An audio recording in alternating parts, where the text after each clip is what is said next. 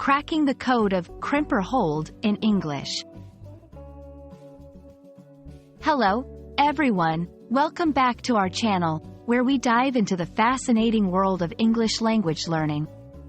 Today, we're going to explore a unique phrase, Crimper Hold. This might sound a bit technical, but don't worry, we'll break it down together. So, let's get started and unravel the mystery of this interesting expression. Crimper hold is a term not commonly found in everyday English conversation. It's a specific phrase often used in certain contexts, such as climbing or hairstyling. The word crimper can refer to a tool used in climbing to grip small edges, or, in hairstyling, a device to create crimped or wavy patterns in hair. The word hold refers to the act of gripping or maintaining a position. So, crimper hold can imply a strong, precise grip in climbing or the act of using a crimper in hairstyling. In climbing, in rock climbing, a crimper is a small edge or lip that a climber can grip with their fingertips. Thus, a crimper hold refers to a technique where climbers use their finger strength to maintain a firm grip on these small edges.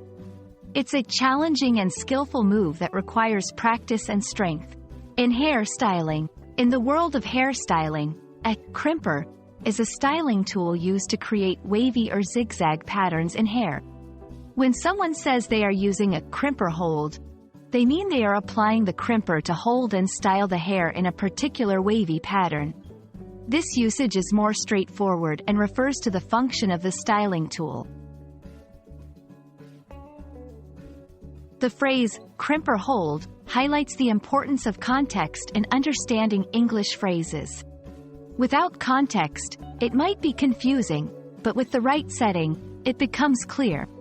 Whether discussing a climbing technique or a hairstyling method, the context determines the meaning of the phrase.